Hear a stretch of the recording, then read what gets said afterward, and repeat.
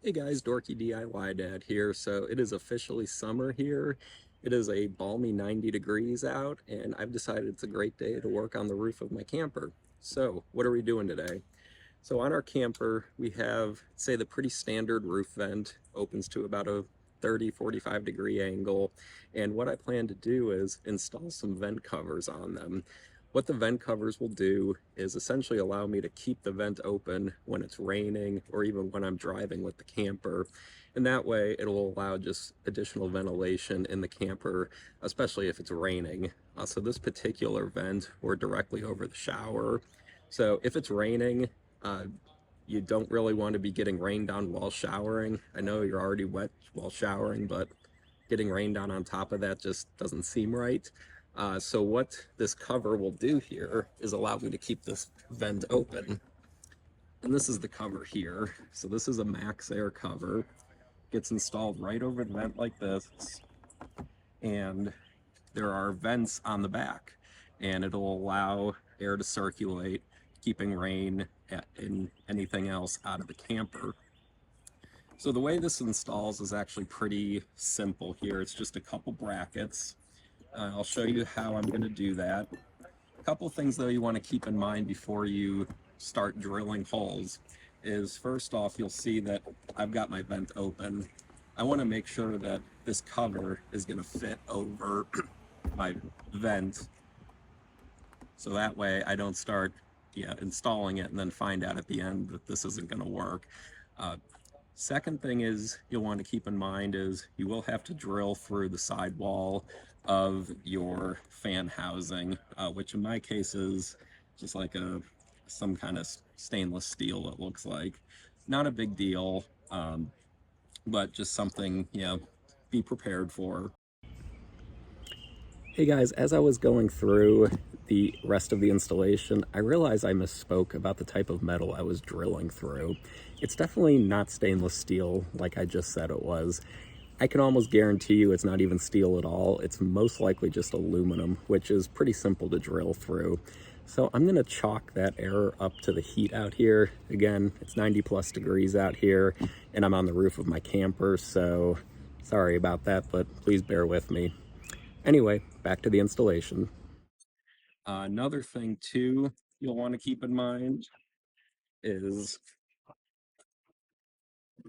there we go, how you're going to mark the holes. In my case, what I've done is I've actually used just an old screwdriver and I made an indentation on the metal prior to drilling. And what that'll do is keep the drill bit from walking. What walking is as you start to drill on a pretty hard surface like steel, the drill bit might move left, right, up, down until the drill bits can actually grab onto the steel and start cutting. So I just used an old screwdriver and a hammer, made a small indentation, and it keeps the drill bit in one spot and makes drilling a whole lot easier. So I will go ahead, show you what I'm doing here and how this gets installed. And so stick around. Okay guys, so I've got one of the holes drilled. The other bracket is still taped on. So the reason I taped the bracket on there is I wanted to do a trial fit, as I had mentioned earlier. And just by taping the brackets on, it will ensure everything will fit up the way I expect it to. And I don't have to drill multiple holes or anything like that in case something doesn't fit up. Now, before drilling your hole, you would definitely want to make sure you're aware of what is behind the surface that you're drilling, just like you would in your house. Two other things too is keep in mind where the drill bit, excuse me, breaks through the metal. It's going to be very sharp on that surface, so try not to catch your finger or anything on that. Another thing too is just like when drilling through wood, you're going to end up with shavings. So instead of sawdust, it's going to be small metal filings and shavings. So make sure you know what's below where you're drilling. Like I said earlier, this vent is directly above my shower, and I want to make sure we're not stepping on metal shavings while we're showering.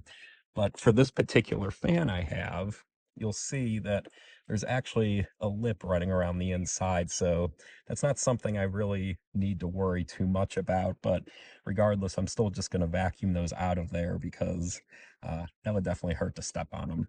So what I'm going to do now is I am going to put the camera down and I'm going to go ahead and drill this last hole right here. Now, this, as I had mentioned earlier, I'm going to use an old screwdriver just to make an indentation here. I'm just going to go right through the tape. I can feel where the hole needs to go, or where the hole needs to go through the bracket. So I'm just going to give it a few taps and go ahead and drill. And then I will go and attach the bracket. And then I'll show you how this fully assembles onto the vent. Okay guys, so I've got 2 of the 4 pins in place. As you can see, this cover actually flips out of the way, which is pretty nice. So that way, if you need to replace the roof vent right here, you can, or in my case, it just needs to be cleaned. So it's kind of nice that these aren't permanently installed. So all you're gonna do to finish this up here, you just lower it down, and then you've got one of these industrial laundry clips here, and install it like so. Now, I installed mine so this end here is facing the front of the camper. I highly doubt these would blow out on the road if I installed them the other way, but I figured it's just a little extra insurance, but I might just be getting a little too carried away with that, but just personal preference, I guess. So I'm gonna put the last one in here, and you're done. So overall, this was a very simple installation. It took maybe 20 minutes, give or take. This is a Maxx Air vent cover. It's installed on over top of a Heng's, that's Hengs, roof vent with the fan in it. So yeah, this was a pretty straightforward installation. It seems like it's a universal cover with these brackets. I think if you do have a Maxx Air fan, it looks like there are already brackets installed in the fan, so you wouldn't have to do this added work like I did to add these brackets here. So I think it would be even simpler. So I hope you found this video helpful. If you did, please hit the like button and consider subscribing. Until next time, I'm the Dorky DIY Dad.